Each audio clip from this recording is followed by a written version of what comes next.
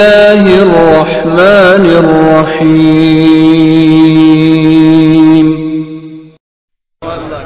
ہر مخلوق کا رب اللہ ہے، ہر مخلوق اللہ ہے. حسن دیکھیے یہاں اللہ کے خطاب میں، جمال دیکھیے.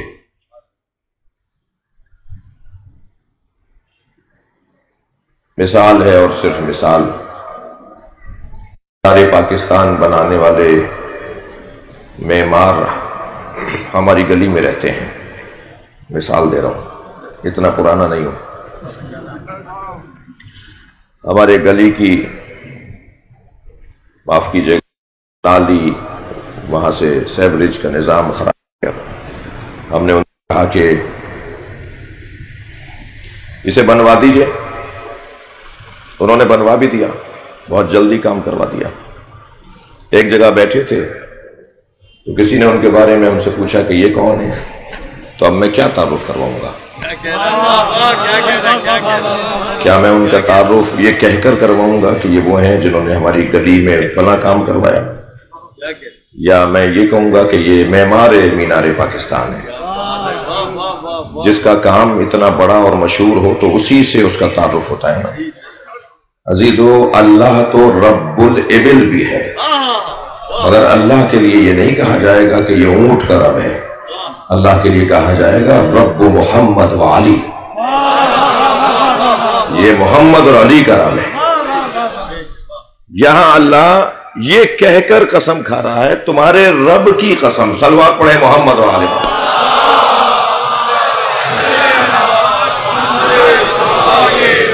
تمہارے رب کی قسم، توجہ، تمہارے رب کی قسم کہ وہ مومن ہی نہیں ہے جو تمہیں اپنے مشاجرات، اپنے اختلافات میں حکم نہ مانے.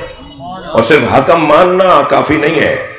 سیاسی شخصیات تشریف فرما ہیں، قومیات کے لوگ بیٹھے ہوئے ہیں، شہر چلانے والی شخصیات تشریف فرما ہیں. بارہا ایسا ہوتا ہے کہ آپ کو بڑا مان لیا جاتا ہے، جی وہ کسی بھی وجہ سے بڑا مان لیا گیا، لیکن جب آپ فیصلہ سناتے ہیں تو آپ کے فیصلے کو مانا نہیں جاتا. تو ایسا حکم مفید قرار نہیں پائے گا جس کے فیصلے کو تسلیم نہ کیا جائے. اب قسم کھا کر، اپنے رب ہونے کی قسم کھا کر کہ تیرے رب کی، اے محمد تمہارے رب کی قسم ہے کہ وہ مومن ہی نہیں ہے جو تمہارے فیصلے کو تسلیم نہ کرتا ہو. خالق نبی کے فیصلوں کو نافذ کروائے گا. میں اور لفظ کو بدل کے اور مفہوم کو ذرا روشن کروں. ایک ہے قوہ قضائیہ، ایک ہے قوہ نافذہ. فیصلہ کرنے والی قوت اور ہے اور نافذ کرنے والی قوت اور ہے. اگر فیصلہ سنا دیا جائے اور نافذ العمل نہ ہو وہ فیصلہ، تو اس فیصلے کو ضائع شمار کیا جائے گا، فضول شمار کیا جائے گا. اب یہ اللہ کہہ رہا ہے کہ میرے حبیب وہ مومن نہیں ہے کہ جو تمہارے فیصلے کو تسلیم نہ کرے. ہماری مملکت کے اندر کیے گئے قضائی فیصلے، ریاستی حفاظتی فورسز انہیں نافذ کرواتی ہیں. عزیزان گرامی، یہ بولنے والا اللہ ہے، وہ قدرت رکھنے والا ہے کہ اگر چاہے تو ایک کنکر آسمان سے اترے گا اور اللہ کے فیصلے کو، مصطفیٰ کے فیصلے کو ایسے نافذ کروائے گا کہ قیامت تک کے لیے عبرت بن جائے گی. فیصلہ ماننا پڑے گا، نہیں مانو گے تو اللہ اپنی قدرت کا اظہار کرے گا.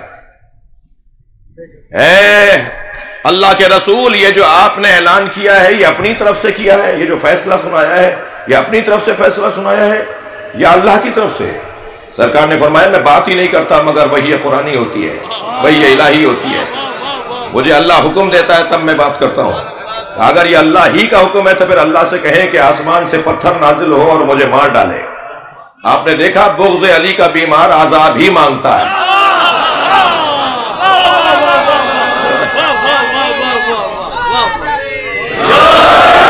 اور پھر سأل سائل بعذاب واقع، قرآن کہہ رہا ہے وہ نبی وما کانا لیعذبہم وانت فیہم، اللہ آپ کی امت پر عذاب کو نازل نہیں کرے گا اے مصطفیٰ، کیونکہ آپ ان کے درمیان ہیں۔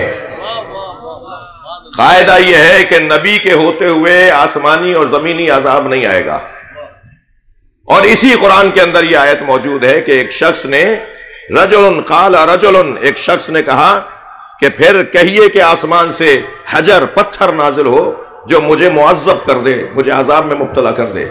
قرآن پکار کر کہہ رہا سأل سائل بعذاب واقع، ایک سائل نے مانگا عذاب اور وہ عذاب آیا۔ دونوں آیتوں کو کیسے جوڑیں گے؟ دونوں آیتوں کو کیسے جوڑیں گے؟ ایک آیت تو کہہ رہی ہے کہ میرے نبی آپ کیونکہ ان کے درمیان ہیں اس لیے میں عذاب نازل نہیں کروں گا، اور اسی قرآن کی آیت کہہ رہی ہے کہ ایک سائل نے عذاب مانگا اور عذاب آیا۔ بھائی یہ اصطلاح سیاسی لوگ تو مجھ سے زیادہ جانتے ہیں کہ استثناء بھی تو کچھ ہوتا ہے، سب جگہ کے لیے قاعدہ یہ ہے، لیکن اگر بیت اور اہل بیت کے خلاف کوئی بولے گا تو کبھی ابابیل کا لشکر آئے گا اور کبھی آسمان سے پتھر آئے گا۔ صلوات پڑھیں محمد اور آل محمد۔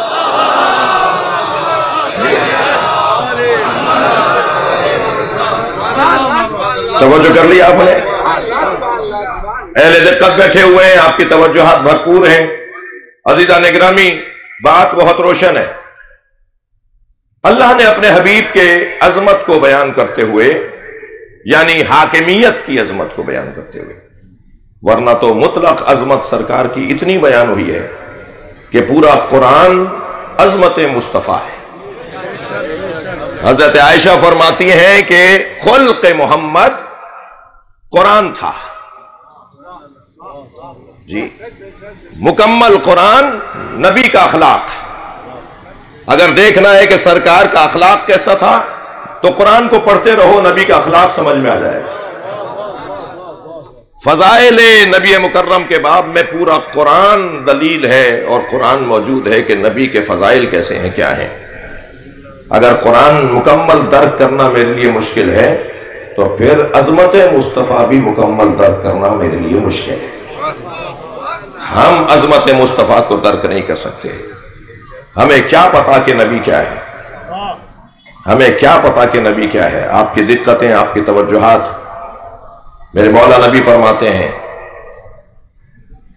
ما عرف اللہ الا انا وعلی، اللہ کو کوئی جان ہی نہیں سکتا سوائے میرے اور علی کے۔ تھوڑا توجہ بڑھائیں گے اپنی۔ اللہ کو ما عرف اللہ، سرکار کی حدیث سنا رہا ہوں آپ کو، اللہ کو کوئی نہیں جان سکتا الا انا وعلی، میرے اور علی کے علاوہ۔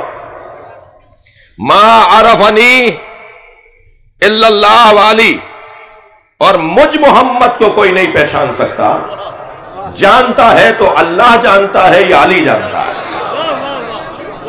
اس کے بعد والا فقرہ میرے مولا نبی کا، فرماتے ہیں ما عرف علی، اور علی کو کوئی نہیں پہچان سکتا الا اللہ وانا، سوائے اللہ کے جو علی کا خالق ہے، اور مجھ مصطفیٰ کے علاوہ کوئی علی کی حق معرفت کو ادا نہیں کر سکتا۔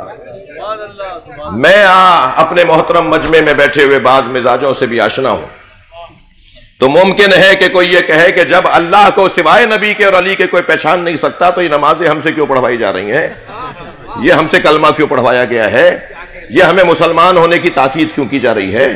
اور اگر نبی مکرم کو اللہ اور علی کے علاوہ کوئی جانتا ہی نہیں ہے تو پھر نبی مکرم کی سیرت پہ عمل کی دعوت کیا ہے؟ اگر مولا کائنات کو اللہ اور علی کے علاوہ کوئی جانتا ہی نہیں ہے تو پھر یہ فضائل کیا پڑھ رہے ہو، یہ مجلس کیوں کر رہے ہو؟ صلوات پڑھیں ذرا نبی اور آل نبی۔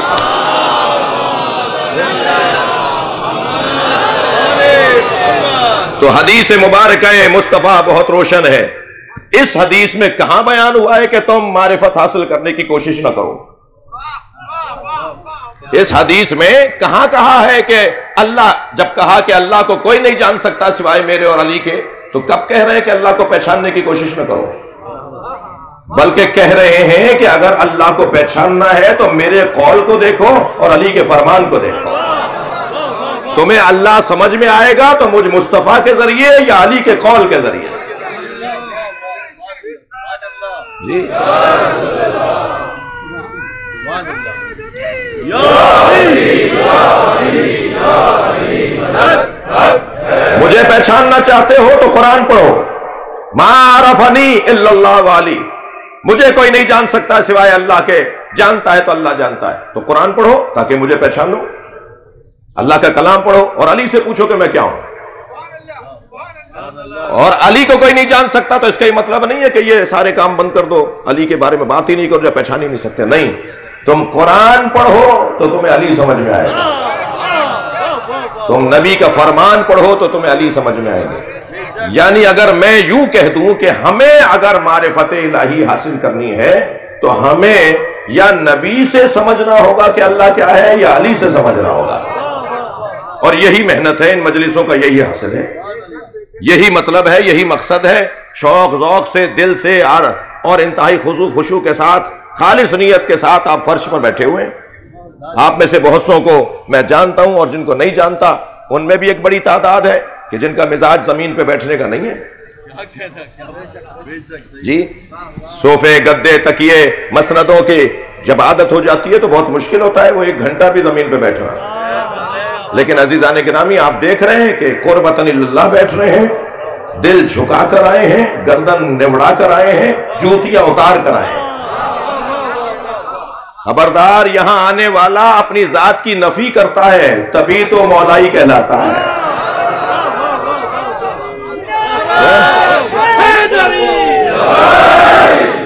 जी क्या कह रहा?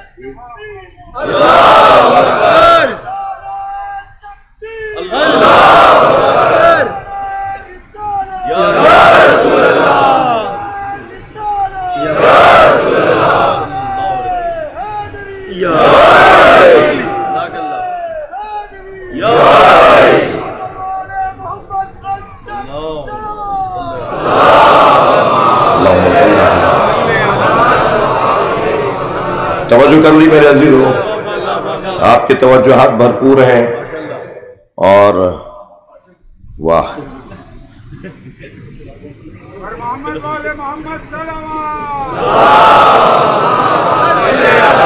वैसे मैं एक अरसे से सोचता था कि बेहतरीन मौलाई शख्सियत हैं सुन्नी मगर मौलाई हैं, जनाब डॉक्टर आमिर लियाकत हुसैन।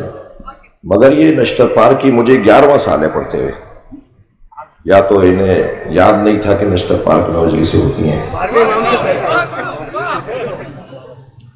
या ये कि आज मोहब्बत फरमाई है और मैं इनके लिए जनाब फारूक सत्तार साहब तशरीफ़ फरमाए हैं, जनाब वक़ार मेहदी साहब तशरीफ़ फरमाए हैं, उनके साथ उनके रफ़ाक़ा तशरीफ़ फरमाए, PTI के दोस्त तशरीफ़ फरमाए, शख्सियात हैं। मैं आप सब के लिए ख़ास तौर पर अपने मेहमानान गिरामी के लिए, इमाम हुसैन की मजलिस में हम किसी का शुक्रिया तो अदा करते नहीं हैं, इसलिए कि ज़िक्र का शुक्रिया होना है, इस फर्श का शुक्रिया होना है कि उसने अपने हुसैन से जोड़ दिया है। हमसे ये जिक्र नहीं है, हम इस जिक्र से हैं। हमारी इज्जत में इजाफा हो जाता है जब हम हुसैन का नाम लेते हैं। तवज्जो चाहूंगा, अपने बयान को मुसलसल करूंगा इन शख्सियात की और आप सबकी सलामती के लिए सलवात हदिया करेंगे।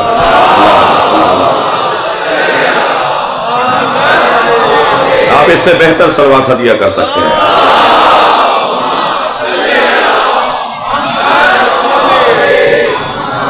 इरफाउ अस्वातकुम इंदा सलात अलैया, जब सलवात पढ़ा करो तो ऊंची आवाज में पढ़ा करो।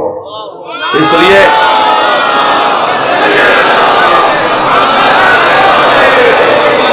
ये नबी का फरमान, सरकार का फरमान सुनाया है मैंने। सरकार फरमाते हैं जब मुझ पर सलवात पढ़ा करो तो बुलंद आवाज से पढ़ा करो। बुलंद आवाज से सलवात पढ़ने से मुनाफिकत फरार कर जाती है। सलवात पढ़े मोहम्मद और आले मोहम्मद।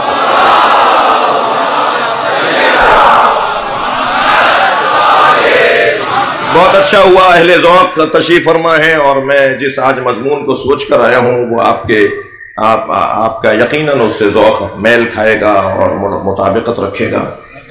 गुफ्तगू यहाँ तक थी कि यूँ तो पूरा कुरान अखलाक़ मुस्तफ़ा है। हज़रत आयशा का कौल मैंने अभी सुनाया, पूरा कुरान अखलाक़ मुस्तफ़ा है। और मगर फ़ज़ाइल के बाब में जब हम तलाश करने निकलेंगे تو ہم ایک آیت پر بھی اگر ساری زندگی رکے رہیں تو ہم اس آیت کی گہرائی، اس کی ظہور اور اس کی تعویل کا حق ادا نہیں کر سکتے۔ حضرت ابو ذر غفاری تشریف لاتے تھے، مولا علی کھڑے ہو جاتے تھے، یعنی خاص احترام تھا حضرت ابو ذر غفاری کا مولا کے نزدیک۔ تو کسی نے پوچھا صحابی محترم نے کہ یا علی، آپ حضرت ابو ذر کا احترام نسبتاً معمول سے ہٹ کر فرماتے ہیں۔ فرمانے لگے یہ قرآن کی 10 آیتوں کے فقیہ ہیں، اگر قرآن کی 10 آیتوں کا کوئی فقیہ ہو جائے تو وہ اتنا سچا ہو جائے کہ زمین نے اس سے زیادہ سچے کا بوجھ نہیں اٹھایا اور آسمان نے اس سے زیادہ سچے پہ سایہ نہیں کیا۔ جو 10 آیتوں کا فقیہ ہو جائے وہ ابو ذر غفاری ہے۔ علی مکمل قرآن ہے، مصطفیٰ کا اخلاق قرآن ہے۔ تو یہ ایک بحث مکمل اور ایک بڑی حسین بحث گفتگو جو آج میں ارادہ رکھ کے آیا تھا وہ یہ کہ قرآن میں 3 جگہ پروردگار عالم نے اپنے نبی کی حاکمیت کا اس انداز سے حکم نازل کیا ہے۔ ارشاد ہوا وَمَا آتَاكُمُ الرَّسُولُ فَخُذُوهُ، جو میرا رسول دے وہ لے لو، وَمَا نَهَاكُمْ عَنْهُ فَانْتَهُوا، اور جس سے تمہیں منع کرے اس سے رک جاؤ۔ میرے رسول کو اپنا حاکم مانو، میرا نبی جو تمہیں دے وہ لو، اور میرا نبی جس سے تمہیں روک دے اس سے رک جاؤ۔ یہ سورہ مبارکہ حشر ہے۔ سورہ مبارکہ نساء میں ارشاد ہو رہا ہے النبی اولیٰ بالمؤمنین من انفسہم، میرا نبی، یہاں نبی پر الف لام ہے، اہل دقت ہیں، عربی گرامر اور قرآن کیونکہ عربی میں ہے، حدیث کیونکہ عربی میں ہے، لہذا عربی گرامر میں جتنا میرا ذوق بڑھے گا، یعنی آپ کا ہمارا ذوق بڑھے گا، اتنا فہم قرآن اور فہم حدیث بڑھتا چلا جائے گا۔ یہاں نبی کے اوپر الف لام لگا ہوا ہے تو ہر نبی مراد نہیں ہے، مطلق نبی مراد نہیں ہے، یعنی ترجمہ یہ نہیں کروں گا کہ سارے نبی اولیٰ بالمؤمنین من انفسہم، سارے نبی مومنین پر ان سے زیادہ حق رکھتے ہیں، اس لیے کہ نبیوں میں حضرت موسیٰ اور حضرت خضر کا قصہ بھی اسی قرآن میں ہے، اور بہت سارے دلائل دیے جا سکتے ہیں۔ یہاں مراد مطلق نبی نہیں ہے، یہاں مراد نبی آخر، نبی خاتم، آخری نبی، ہمارے اور آپ کے نبی، اللہ کا محبوب نبی، مطلوب نبی، مقصود نبی، اللہ کا عاشق نبی، اللہ کا معشوق نبی، وہ نبی جس کی وجہ سے اللہ نے یہ ساری کائنات بنائی ہے۔ یہاں مراد نبی آخر ہیں، نبی آخری، ہمارے نبی، النبیو، میرا پیارا نبی، میرا مطلوب نبی، الف لام تعریف ہے، میرا یہ پیارا نبی اولیٰ بالمؤمنین من انفسہم، مومنین پر ان سے زیادہ حق رکھتا ہے۔ یعنی اگر نبی فرما دے نا کہ اپنے گلے پہ چھری چلا لو، ہاں یہ والی مثال تھوڑی سنگین ہے، تو ہمیں چوں چرا نہیں کہنا۔ میں اپنے نبی کی بات کر رہا ہوں، حضرت ابراہیم نے کہا تھا اسماعیل سے کہ چھری چلا دوں، جی، تو ہمیں کوئی حق نہیں ہے۔ نبی سرکار قبر اطہر سے باہر آ کر اگر کہے نا کہ اپنی 4 کروڑ کی گاڑی کی چابی فلاں فقیر کو دے دو، تو میں ایک لمحہ نہ لگاؤں دینے میں، تب تو میں نبی کو مولا مان رہا ہوں۔ اور اگر نبی کے کہنے پر میں ان من کروں، صلوات پڑھے ذرا محمد والے،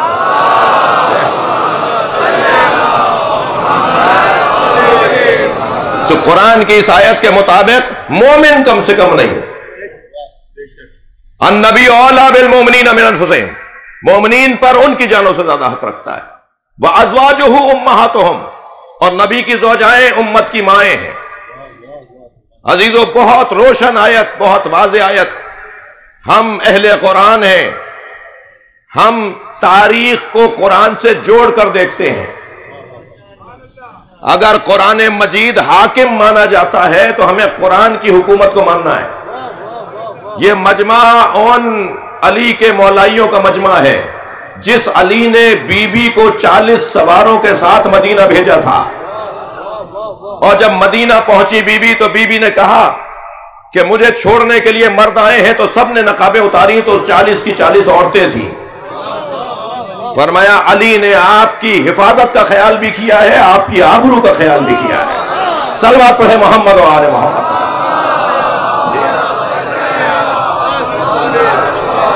اور واحد جنگ ہے جنگ جمل، جس میں مولا نے جنگ جیتتے ہوئے دیکھ کر خطاب فرمایا کہ اب جنگ ہم جیتنے والے ہیں اور خبردار کوئی مال غنیمت کو ہاتھ نہیں لگائے گا۔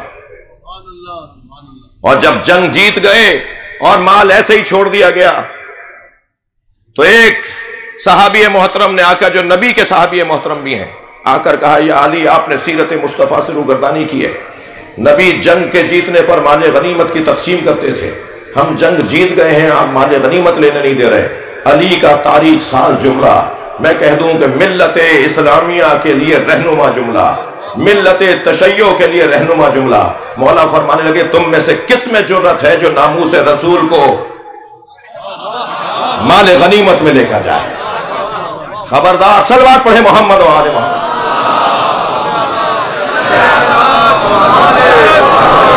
یہ ہمارے لیے بہت روشن پیغامات ہیں اور بہت ازواجہ امہاتہم، یہ دوسرا حکم کہ نبی حاکمیت رکھتے ہوں۔ اور تیسری آیت یہی جو میں روزانہ آپ کے سامنے تلاوت کر رہا ہوں، فَلَا وَرَبِّكَ لَا يُؤْمِنُونَ حَتَّى يُحَكِّمُوكَ فِي مَا شَجَرَ بَيْنَهُمْ ثُمَّ لَا يَجِدُوا فِي أَنفُسِهِمْ حَرَجًا مِّمَّا قَضَيْتَ وَيُسَلِّمُوا تَسْلِيمًا۔ یہ آیت یہ نبی کے حاکم ہونے کے لیے دلیل ہے۔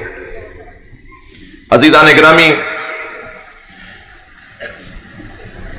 دو جگہ مولا علی کو خاص مبارکباد دی ہے مولا کے کارنامے پر۔ ایک جانب اصحاب نے مبارکباد دی ہے اور اصحاب کی سربراہی فرما رہے تھے حضرت عمر جب مولا کو مبارکباد پیش کی گئی، اور ایک جگہ مبارکباد دی ہے حضرت جبریل امین نے۔ اور یہ خاص مبارکبادیں اس لیے ہیں کہ یہ وہ مرحلہ عظمت علی ہے کہ جس میں کوئی علی کے ساتھ شریک نہیں ہے۔ آپ کی توجہات ہیں تو میں آگے بڑھوں گا۔ دو مراحل، عنوان عامر بھائی ہماری اس عشرے کا افضلیت امیر المومنین، مولا علی کی افضلیت کے اوپر غور کر رہے ہیں، اور بات ہو چکی ہے بہت ساری پچھلے دنوں بھی، اور آئندہ بھی میرے پاس اب وقت 2 دن کا رہ گیا ہے، اور ظاہر حق تو یہ ہے کہ حق ادا نہ ہوا۔ یہ ہو ہی نہیں سکتا کہ ہم 10 دن کے اندر جس میں وہ بھی بر صغیر کی خطابت کہ جس کے اندر ہمیں موضوعاتی کشکول پڑھنا ہوتا ہے، جی یہ مدرسے کی گفتگو تو ہو نہیں رہی کہ ایک کتاب کا متن کھولیں گے اور اس کے اوپر گفتگو ہو جائے گی۔ تو یہ تو حق ہے کہ اگر میں 25 سال بھی 20 سال 25 سال بھی اگر اسی مضمون پر ہم بات کرتے رہیں تو اپنی کم علمی کے اعتراف اور اقرار کے ساتھ ہم 20-25 سال تک مولا کائنات کی عظمت کے پہلوؤں پر غور کرتے بھی رہیں تو ہماری مثال ایسی ہے جیسے سمندر کے کنارے کھڑے ہو کر سمندر کی تعریفیں کر رہے ہیں۔ ہمیں کیا پتا اس کی گہرائی کیا ہے،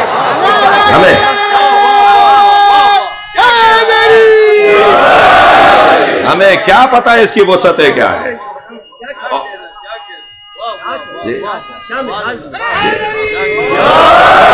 اور ہم میں کہاں دم ہے کہ اس سمندر میں اتر سکیں؟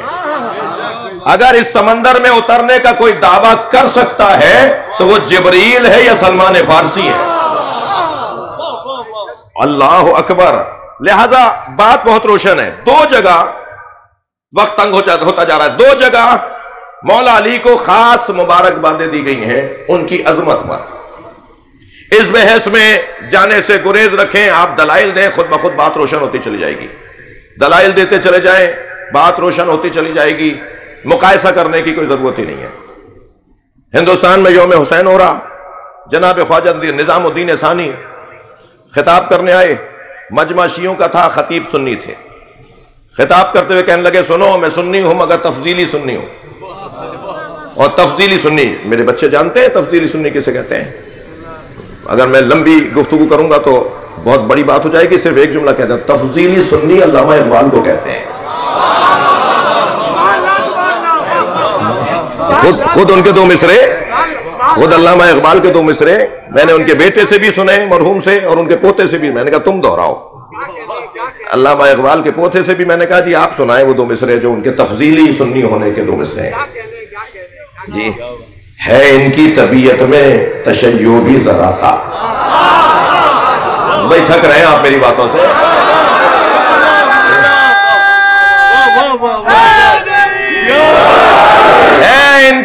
ادبیت میں تشیع بھی ذرا سا، تفضیل علی ہم نے سنی ان کی زبانی. تو تفضیلی سنی جی. تو علامہ اقبال ایک مثال ہے. اور یہ جو مزاروں والے لوگ ہیں، یہ اجمیر شریف والے، یہ دہلی کے والے، دہلی کے خواجہ غریب نواز کے والے، یہ جتنے بھی مزاروں والے اور صوفیاء کرام کے سلسلے ہیں، وہ تقریباً، آپ کا موضوع تو یہ بڑا پسندیدہ مضمون ہے، یہ تقریباً سب تفضیلی سنی ہے. سنی ہے مگر تفضیلی ہے. مولا کائنات کی افضلیت کے قائل ہے جی. اور مولائی ہیں، جس کو آج یہ فاروق بھائی کے اصطلاح میں یہ جملہ ٹھیک ہے، اس کو بھی کہا جا سکتا ہے کہ مولائی لوگ ہیں.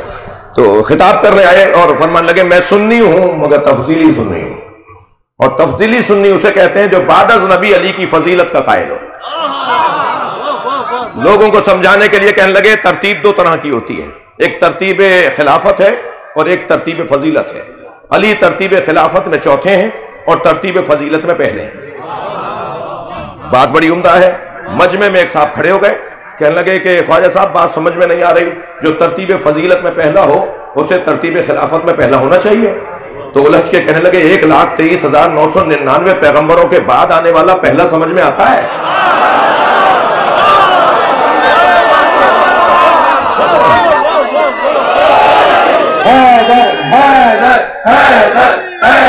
مل کر جواب دیجیے، مل کر صلوات.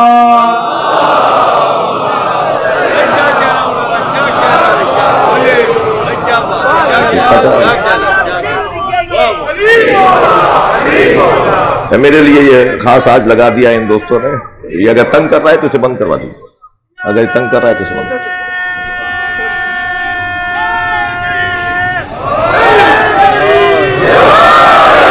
بھائی مضمون دوبارہ آپ کے حوالے کر رہا ہوں. دو جگہ مولا کائنات کو مبارکبادیں دی گئی ہیں مولا کے عنوان فضیلت پر. ایک شب ہجرت جب بستر مصطفیٰ پہ سوئے، اللہ اکبر، اردو میں مجلس پڑھ رہا ہوں، کہا جاتا ہے کہ چادر دیکھ کر پیر پھیلاؤ. سرکار نبی کی چادر میں آئے ہیں. میں ایک جملہ کہہ رہا ہوں، علی وہ نہیں ہے جو چادر دیکھ کر پھیلائے، پیر پھیلائے. یہ چادر ہے جو علی کو دیکھ کر بڑی ہو جائے گی.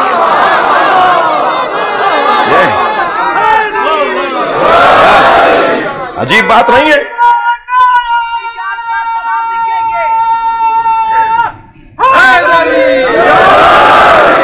علی کو اپنی جان کا سلام لکھیں گے. دن میں حضرت عباس کا نام لکھیں گے. دل میں کاش مل جائے ہمیں آسمانوں کی حکومت، ستاروں کے بدلے یا علی تیرا نام لکھیں گے. عقیدت مندوں کا مجمع ہے اور یہ کیفیت تو رہے گی، آپ کو تھوڑا سا برداشت بھی کرنا پڑے گا. گفتگو آگے بڑھانا چاہ رہا ہوں. چادر یمنی میں، کسائے یمنی میں نبی آئے تو ان پہ پوری. فرمایا اماں، امام حسن نے فرمایا اماں مجھے نانا کی خوشبو آ رہی ہے. اچھا اہل ولا بیٹھے ہیں، یہ خوشبو ایسی ہے جو اس کے سونگنے کے لیے شام میں بھی کچھ اور چاہیے. ہر آدمی یہ خوشبو نہیں سونگ پائے گا. فرمایا اماں مجھے نانا کی خوشبو آ رہی ہے. فرمایا چادر کے اندر ہے. اور فرمایا تھا کہ مجھے چادر لا کے دے دو، میں بدن میں ضعف محسوس کر رہا ہوں. جی آرام کرنے آئے تھے، بی بی روک دیتی مگر جانے دیا نواسے کو. کچھ دیر بعد امام حسین آئے، اماں نانا کی خوشبو آ رہی ہے. فرمایا تمہارے بھائی حسن کے ساتھ چادر میں ہے. جا کر اجازت مانگی، نبی نے اجازت دی، امام حسین بھی چادر میں آ گئے. روک دیتی کہ نانا آرام کرنے آئے. کچھ دیر بعد مولا علی آئے. سیدہ مجھے اپنے بھائی اللہ کے رسول کی خوشبو آ رہی ہے. فرمایا آپ کے دونوں بچوں کے ساتھ چادر میں ہیں. روک دیتی آرام کرنے آئے ہیں. مولا علی نے اجازت مانگی، چادر میں آ گئے. خود کو تو پتا تھا فرض محال کو فرض کر رہا ہوں. خود کو تو پتا تھا سیدہ کو کہ مانگی چادر اس لیے کہ انی اجد فی بدن ضعفا، میں اپنے بدن میں ضعف محسوس کر رہا ہوں. اور پھر سیدہ نے کہا بابا میں بھی چادر میں آ جاؤں. یہ چادر نبی لیں تو ان پہ پوری، پنجے تن آ جائیں تو ان پہ پوری. تو بھائی مانو جو ان سے منسوب ہو جائے وہ نور ہو جاتا ہے. ان کے نور ہونے کا کیا مقام ہوگا؟ صلوات پڑھیں محمد و آل محمد.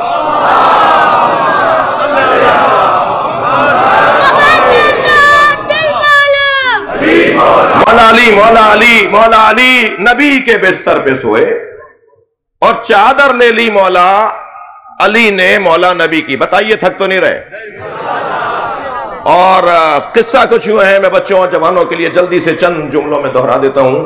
ہجرت کا موقع تھا، سرکار ہجرت فرما رہے تھے، کچھ اصحاب جا چکے تھے، کچھ اصحاب نبی کے ساتھ روانہ ہونے تھے، اور مولا علی کو چھوڑا تھا مکے والوں کی امانتیں دے کر اور گھر کی بیویوں کو کہ ان فواتم کو اپنے ساتھ لے کر آؤ. 7 سے زیادہ فاطمہ نامی بیویاں تھیں، لہذا کہا جاتا ہے کہ فواتم کا قافلہ لے کر آئے تھے، فاطماؤں کا قافلہ لے کر آئے تھے. اور امانتیں کہ ان کو امانتیں واپس کر کے آؤ جن کی امانتیں ہمارے پاس ہیں جی. اور فرمایا یا علی میرے بستر پہ سو جاؤ گے. مولا نے یہ نہیں پوچھا کہ میں بچوں گا یا نہیں جی. نبی سے فرمایا میرے سونے سے آپ کی جان بچ جائے گی. فدائی کیسا ہو، نبی کے فدائی کو کیسا ہونا چاہیے. یہ نہیں فرما رہے کہ میں بچوں گا یا نہیں، فرمایا میرے سونے سے آپ کی جان بچ جائے گی. سرکار نے بے ساختہ فرمایا ہاں میری جان تمہارے سونے سے بچ جائے گی جی. اگر یہ بھی نہیں فرمایا کہ تمہارے سونے سے تم نہیں بچو گے، فرمایا میری جان بچ جائے گی. تو علی تو جانتے ہیں نا کہ نبی کی حیات ہی میری حیات ہے، نبی زندہ ہے تو میں زندہ ہوں. فرمایا تمہارے سونے سے میری جان بچ جائے گی. تو آپ سنیں گے تاریخ ابدیت میں سجدہ شکر کی بنیاد مولا علی نے ڈالی ہے. نعمت پر اللہ کا شکر ادا کرنے کی بنیاد سجدے کی صورت میں. زبان سے تسبیح سے تو انبیاء کرام ادا کرتے رہے، لیکن سجدے کی کیفیت میں سجدہ شکر جو آج آپ ادا کرتے ہیں نعمت کے ملنے پر، اس کی بنیاد مولا علی نے ڈالی ہے. بھائی حضرت اسماعیل ذبح نہیں ہوئے، آج تک ذبیح اللہ کہلاتے ہیں. مولا کائنات اور حضرت اسماعیل کی عظمت کا بات سنیے. جب حضرت ابراہیم نے فرمایا نا کہ میں نے یہ خواب دیکھا ہے کہ تمہارے گلے پہ چھری چلا رہا ہوں، تو کیا کہا حضرت اسماعیل نے کہ بابا ففعل ما تؤمر، وہی کیجئے جو آپ کو حکم دیا گیا ہے.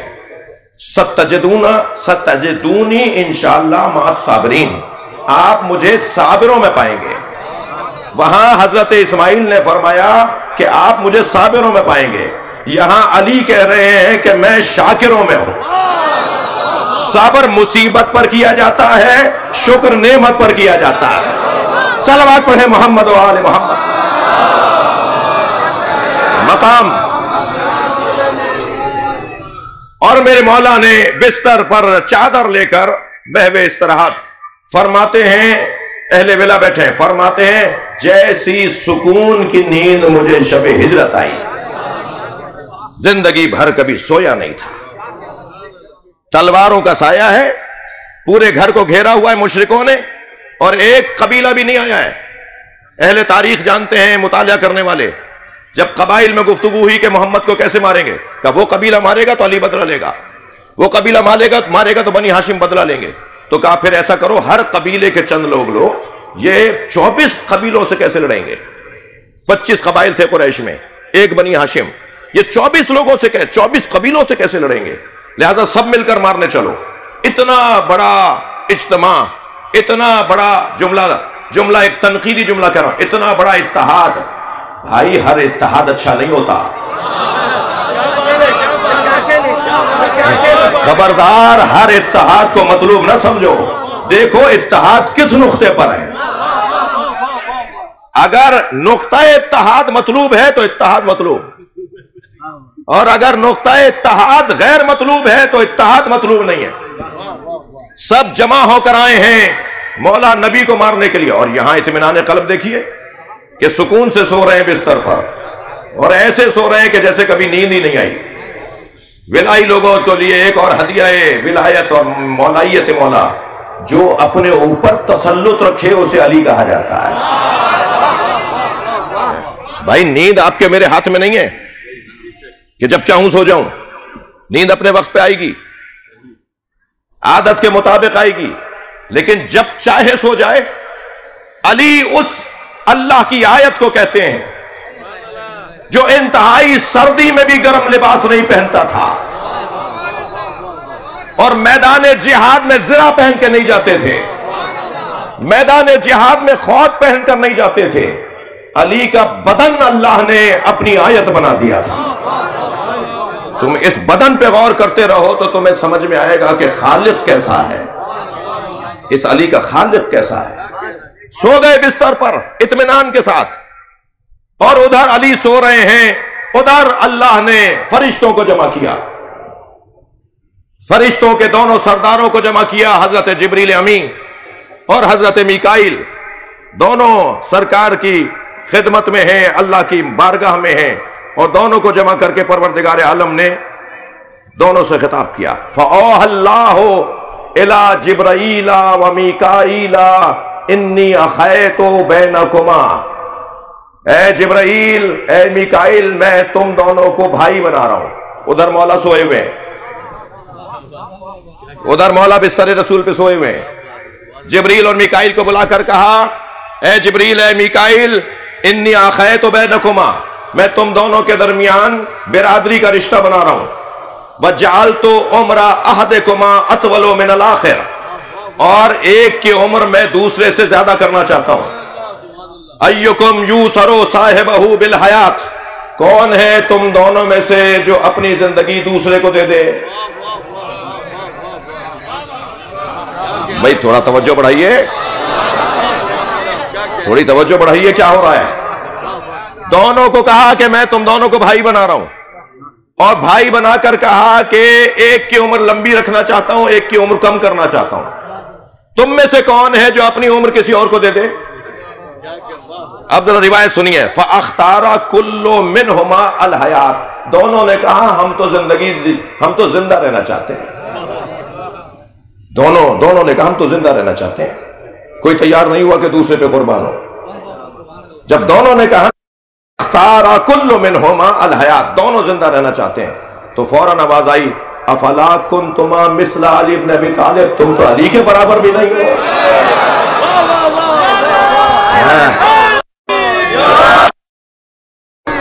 تم میں تو کوئی بھی علی کے برابر نہیں ہے. ارے بھائی انہیں جا کر کہہ دو جو رضی اللہ کرم اللہ علیہ السلام میں الجھے ہوئے ہیں. سارا عالم اسلام جبریل کو علیہ السلام کہتا ہے جو علی کے برابر نہیں ہے. صلوات پڑھے محمد و آل محمد.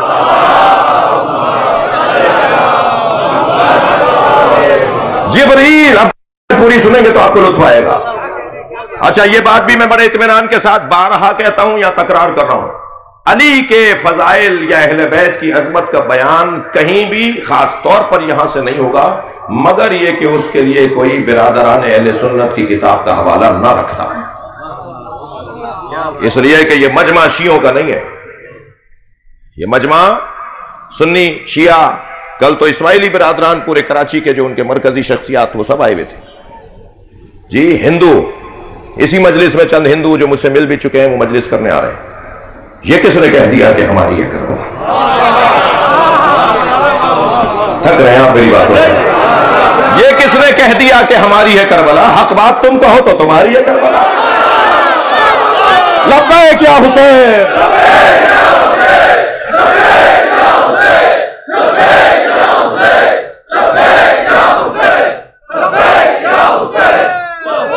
بلند تر صلوات.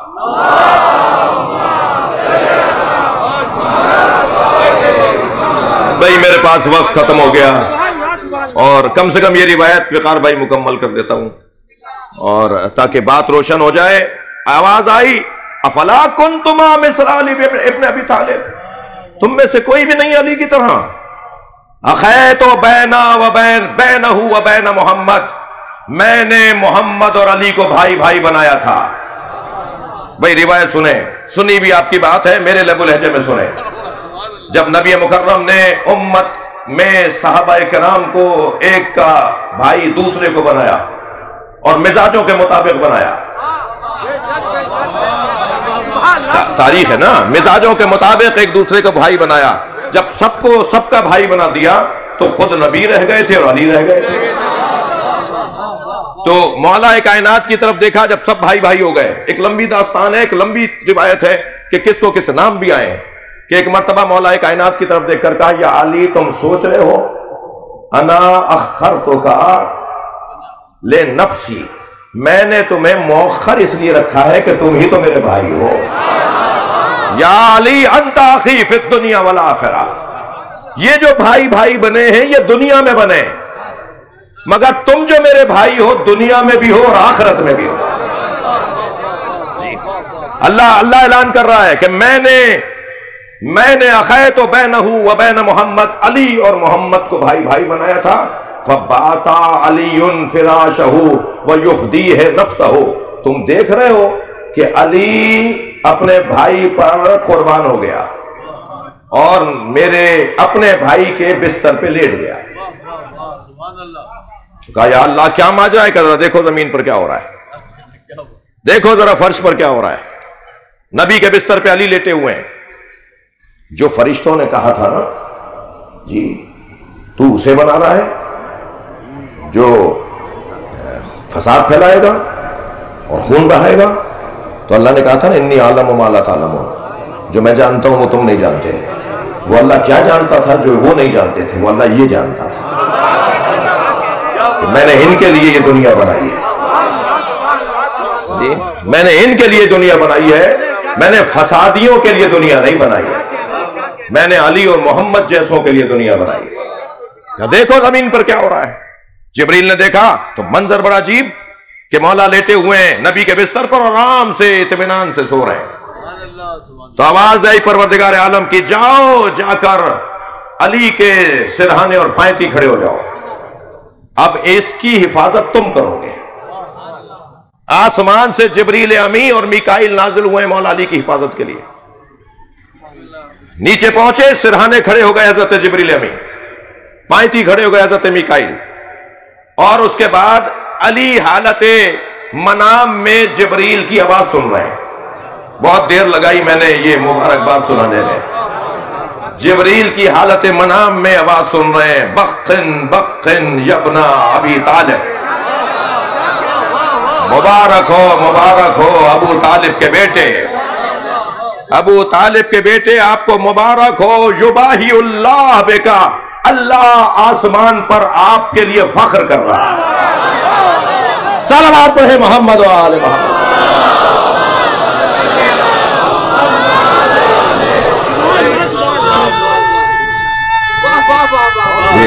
سبحان اللہ. اللہ آسمان پر ہے، علی آپ کے لیے فخر کرتا ہوا نظر آ رہا ہے. توجہ چاہوں گا فَأَنزَلَ اللَّهُ، اور پھر اللہ نے یہ آیت نازل کی وَمِنَ النَّاسِ مَن يَشْرِي نَفْسَهُ ابْتِغَاءَ مَرْضَاتِ اللَّهِ وَاللَّهُ رَءُوفٌ بِالْعِبَادِ، لوگوں میں سے کچھ ہیں جو اپنے آپ کو بیچ ڈالتے ہیں اللہ کی مرضیوں کے بدلے. اور اس آیہ کریمہ کا شان نزول ہجرت کا موقع. وقت میرے لیے محدود ہو گیا، محدود تھا اور ختم ہو گیا. ایک مرحلہ تبریک گوئی، تہنیت گوئی یہ ہے کہ جب مولا علی بستر مصطفیٰ پہ سوئے ہیں، وہ میں نے ایک جملہ آپ سے کہا، اسی پر فضائل کا باب روکوں گا کہ مولا علی نے سجدہ شکر کیا اور اب قیامت تک نبی مکرم نے شریعت کا حصہ بنا دیا کہ جسے کوئی نعمت ملے وہ سجدہ شکر کرے. سجدہ شکر کیا کیوں تھا مولا نے؟ اور یہ مبارک بات دینے والے یہ کیوں نہیں کہہ رہے بخن بخن لکا علی اخی رسول اللہ؟ کہہ سکتے تھے، مگر کہہ رہے ہیں اے ابو طالب کے بیٹے. بھائی عامر بھائی کا پسندیدہ مضمون ہے یہ، ابو طالب کے بیٹے تمہیں مبارک ہو. یہ ابو طالب کے بیٹے کہہ کر مبارک بات کیوں دی ہے؟ ابو طالب ہی نے تو بستر بدل بدل کر بچپن سے عادت ڈالی تھی. بستر پر بار بار لٹا کر عادت ڈالی تھی کہ تمہیں محمد پہ قربان ہونا ہے. اور ساری زندگی جس علی نے انتظار کیا ہو کہ کب میں نبی کے بستر پہ سوؤں اور کب نبی کی جان بچے. عزیزان گرامی، یہ بچپن کی تربیت تھی جو علی سوئے. مسلمانوں کو کلمہ ڈھونڈنے دو، کلمہ ابو طالب کو ڈھونڈتا ہے. صلوات پڑھے محمد و آل محمد.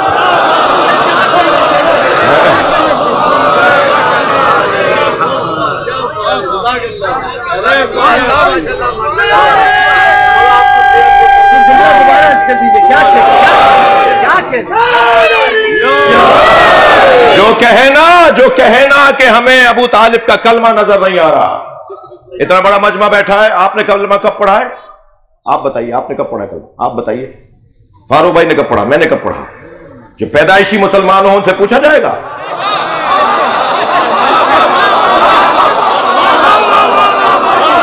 جو خاندانی مسلمان ہوں ان سے پوچھا جائے گا کلمہ پڑھا. کلمے کی بحث ابو طالب کے لیے لائے کیوں؟ کلمے کی تو بحث ان کے لیے ہوگی جنہوں نے بتوں کی پوجا کی ہوگی.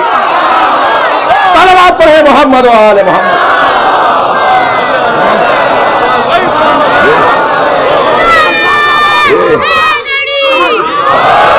عزیزان گرامی، جو آپ سے کہے کہ کلمہ نظر نہیں آ رہا، اس سے کہہ دو کلمہ ابو طالب کو ڈھونڈ رہا ہے. جب ابو طالب کہیں گے، جب نبی اللہ نے نبوت کریں گے. بڑے جگر کی بات ہے، مجھے آمادہ کر رہے ہیں ایک مرحلہ اور آگے آ جاؤں. بڑے جگر کی بات ہے اپنے گود کے پالے کو اپنا مولا بولنا، اپنا سید بولنا. جاؤ دعوت ذوالعشی پورا سنو. بار بار کھڑا ہو جاتا تھا ابو لہب کہ میں آج بات نہیں کرنے دوں گا، اور 2 دن تو دیا کہ ان کو بھی تو حق کے خود ارادیت ہے، انہیں بھی تو آزادی بیان ہے. اور جب 2 دن تک آزادی بیان کا موقع مل گیا تو آزادی بیان کی بھی تو کوئی ہوتی ہے. تو 3 دن گریبان پکڑ کر پٹکا اور نبی کی طرف دیکھ کر کہا قم یا سیدی و مولائی. یہ حضرت ابو طالب کا جملہ ہے. کھڑے ہو جاؤ میرے سید میرے مولا. وَقُلْ مَا شِئْتَ، جو چاہو بولو، میں بیٹھا ہوں تمہاری حمایت کے لیے. جو اپنے بچے کو سید بولے، جو اپنے پالے ہوئے کو مولا بولے، اس کا کلمہ ڈھونڈتے ہو.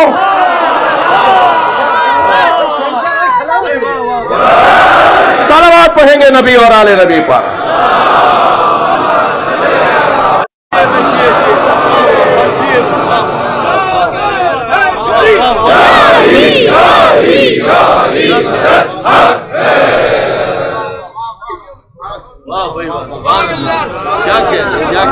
پچھلے دنوں ایک نعت ہو گئی ہم سے.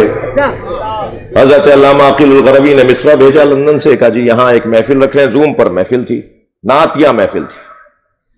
تو انہوں نے فرمایا کہ اس مصرے پہ کہیے. تو اس نعت میں، اس کلام میں 2 مصرے میرے مضمون ہیں، مطلب ہی سناؤں گا. مگر جہان حسن سے یہ انقلاب ہو نہ سکا. بھائی نہیں سنیں گے، شعر ہے بھی ہے. جہان حسن سے یہ انقلاب ہو نہ سکا، محمد عربی کا جواب ہو نہ سکا. محمد عربی کا، حسین علی صاحب، محمد عربی کا جواب ہو نہ سکا. حقیقتاً جو میرے مطلب کا، جو میرے مضمون کا شعر، حقیقتاً ابو طالب کے لاڈلے کے سوا. بھائی نعت ہو اور حضرت ابو طالب کا ذکر نہ ہو. نعت کا موجد ہی حضرت ابو طالب کے ذات. حقیقتاً ابو طالب کے لاڈلے کے سوا کوئی بھی مثل رسالت معاف. صلوات پڑھے محمد و آل محمد.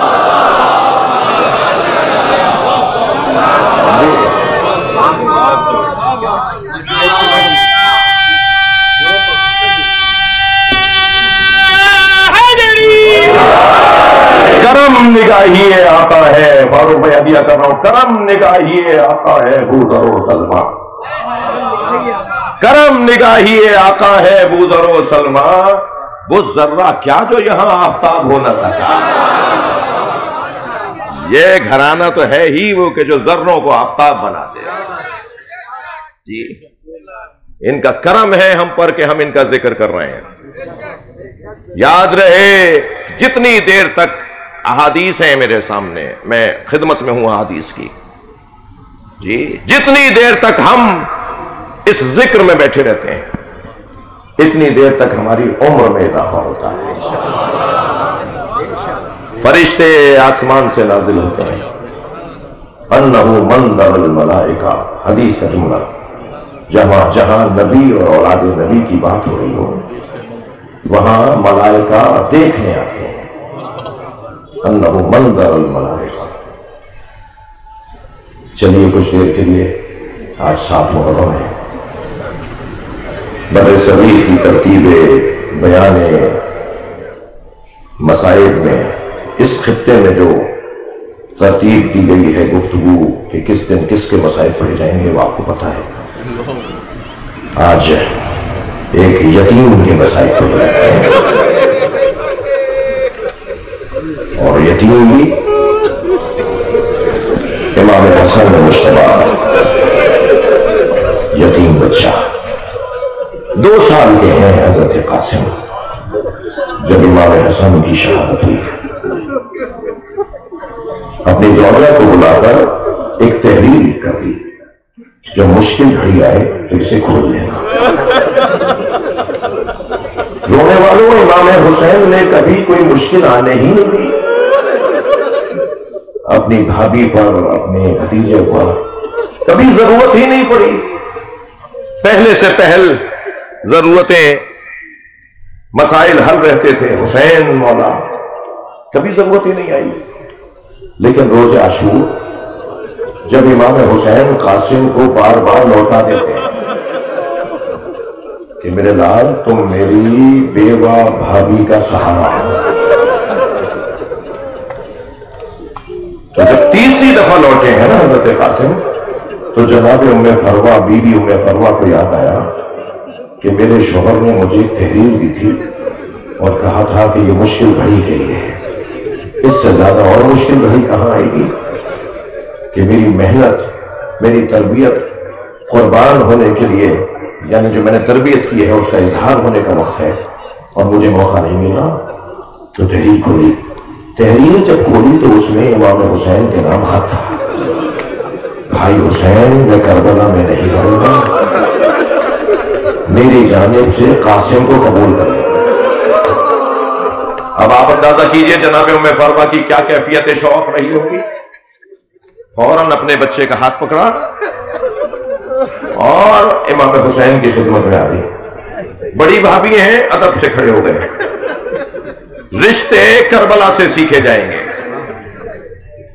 آگے بڑھ کر جناب ام فروہ نے خط دیا، مولا نے اپنے بھائی کی تحریر کو پہچانا، آنکھوں سے لگایا، سینے سے لگایا، بوسہ دیا، اس میں لکھا ہوا تھا بھائی قاسم کو قبول کر لو۔ سنیں گے ذرا، گلے لگ کر اتنا روئے ہیں۔ مقتل کی کتابوں کا بیان ہے امام حسین قاسم کو گلے لگا کر اتنا روئے ہیں کہ دونوں غش کھا کر زمین پر آ گئے۔ اجرکم اللہ، جو رونے آئے اپنی آوازوں کو آزاد کریں گے، اس لیے کہ امام صادق اور امام رضا بلند رونے والوں کو دعا دیتے ہیں۔ جی اس کے بعد بی بی زینب نے کیسے افاقہ ہوا ان کو، ایک بزرگ پڑھ رہے تھے کہ سرہانے بیٹھ کر زینب نے رونا شروع کیا۔ جب آنکھ کے آنسو حسین کے پیشانی پر گرے تو بھائیوں کے لیے گوارا نہیں ہوتا کہ بہنیں ان کی زندگی میں روئیں۔ اجرکم اللہ، اجرکم اللہ۔ افاقہ ہوا غشی سے، حضرت قاسم کو تیار کیا، تلوار حمائل کی، امامہ لگایا اور نقاب بھی حسین مولا نے لگا دی، اس لیے کہ حضرت قاسم 11 یا 13 سال کے ہیں۔ یہ 11 سال کے مجاہد کا چہرہ اس پہ بچپنا ظاہر تھا اور حسن و جمال میں ایسے تھے کہ جب شام سے کٹے ہوئے سروں کا قافلہ گزرنے لگا تو ایک قیافہ شناس چہروں کو دیکھ دیکھ کر تبصرے کر رہا تھا اس نے جب مختلف شہداء کے سروں پر تبصرے کر لیے تو اپنے دوستوں کو آواز دے کر کہنے لگا ادھر آؤ ایک سر اور دکھاتا ہوں، اور جناب قاسم کے سر کو دیکھ کر کہنے لگا کف القتل قمر، چاند جیسا ٹکڑا ہے، جیسے چاند کا ٹکڑا ہو۔ رو رہے نا آپ؟ جو غیر کی نگاہ میں، جو دشمن کی نگاہ میں چاند ہو، وہ ماں کی نگاہ میں کتنا حسین ہوگا، چچا کی نگاہ میں کتنا حسین ہوگا۔ نقاب لگا دی حضرت قاسم کے، میدان کربلا روانہ ہوئے۔ مختصر کر رہا ہوں، میدان کربلا روانہ ہوئے، 3 بڑے پہلوانوں کو فنار کیا 11 سال کے بنی ہاشم جوان نے۔ اور جب ارزق شامی جس کے 3 پہلوان بیٹے مارے گئے تھے، وہ خود آیا کہ میں اسے ماروں گا، یہ کون ہے؟ اور جب ارزق شامی بڑا نام لکھا ہے یزیدی لشکر میں، بڑا پہلوان ہے، حضرت قاسم نے اسے بھی فنار کر دیا۔ ایک شخص کی آواز آئی، قاسم تمہارے جوتوں کا تسمہ کھل گیا ہے۔ جیسے ہی جھک کر دیکھا، سر پہ گرز آ کر لگا۔ اب اس جوان سے گھوڑے پر بیٹھا نہیں گیا، اور گرتے ہوئے آواز دی، چچا میری مدد کیجیے گا۔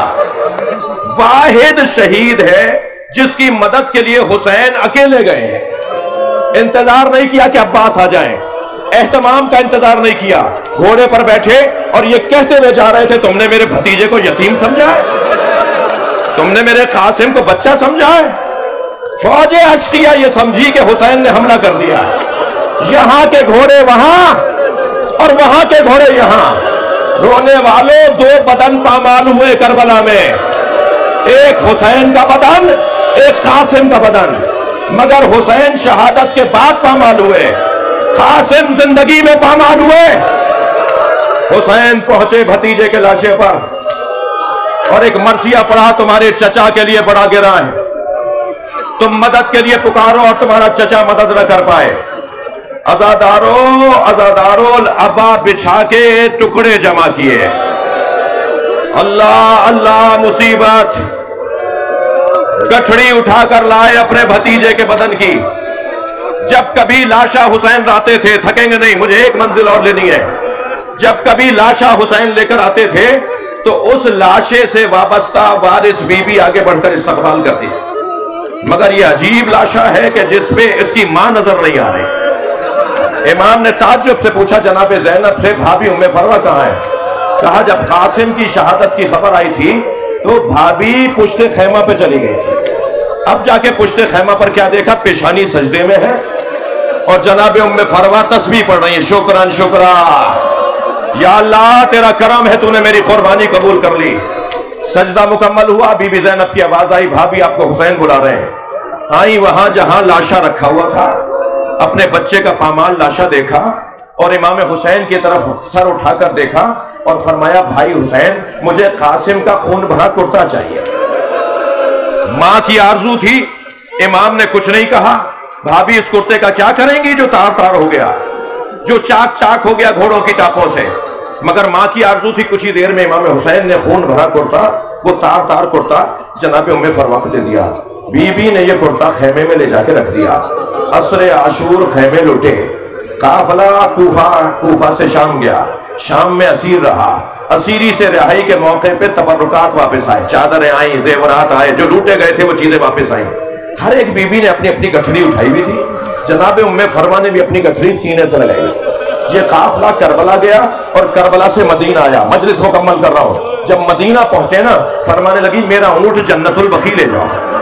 جب جنت البقیع پہنچی، قبر امام حسن کے برابر میں بیٹھ گئی، گٹھڑی کھولی، خون بھرا کرتا نکالا، امام حسن کی قبر پر پھیلا دیا، اے میرے والی تمہارے بچے کی نشانی لائی۔